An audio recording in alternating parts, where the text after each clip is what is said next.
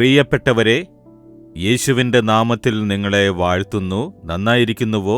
സുഖമായിരിക്കുന്നുവോ? സന്തോഷത്തോടെ ഇരിക്കുന്നുവോ? യേശുവിൽ എപ്പോഴും സന്തോഷത്തോടെ ഇരിക്കണം. ദുഃഖവും ഭയവും പരിഭ്രമവും ഒന്നും ഉണ്ടാവാൻ പാടില്ല. യേശു കൂടെയില്ലേ, യേശു നോക്കിക്കൊള്ളും. എന്നാൽ അതിന് നിങ്ങളൊരു കാര്യം ചെയ്യണം. ദൈവത്തിനോട് നിങ്ങൾ എന്തിനെങ്കിലും അപേക്ഷിച്ചിട്ടുണ്ടെങ്കിൽ അതിനായി ക്ഷമയോടെ കാത്തിരിക്കണം. ദൈവം പറയുന്നു, 37-ാം സങ്കീർത്തനം 7-ാം വാക്യത്തിൽ, യഹോവയുടെ മുൻപാകെ മിണ്ടാതെയിരുന്ന് അവനായി പ്രത്യാശിക്ക.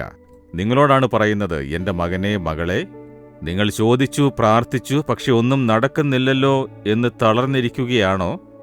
തക്ക സമയത്ത് ആ കാര്യത്തിൽ അത്ഭുതം നടക്കും. അല്ല, ദൈവം എന്റെ പ്രാർത്ഥന കേട്ടില്ല, അങ്ങനെ പറയരുത്. കാത്തിരിക്കണം. തക്ക സമയത്തിനായി ക്ഷമയോടെ കാത്തിരിക്കണം. നിങ്ങൾ ക്ഷമയോടെ കാത്തിരുന്നാലേ അത് സമ്പാദിക്കാനാകൂ.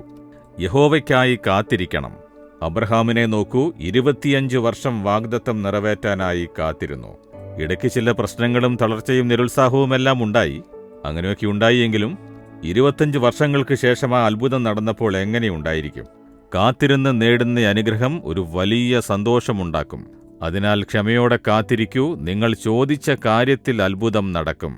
നിങ്ങൾക്ക് ലഭിക്കാൻ പോകുന്നു. ദൈവം വാക്ക് തെറ്റിക്കില്ല. ശരിയായ സമയത്ത് അത്ഭുതം നടക്കും. നിങ്ങൾ ഭയപ്പെട്ടുകൊണ്ടിരിക്കുന്ന കാര്യത്തെക്കുറിച്ച് പേടിക്കാതെ, ദൈവമേ, ഞാൻ ക്ഷമയോടെ കാത്തിരിക്കുന്നു, എനിക്ക് ചെയ്തു തരുമെന്ന് വിശ്വസിക്കുന്നു എന്ന് മാത്രം പറയൂ.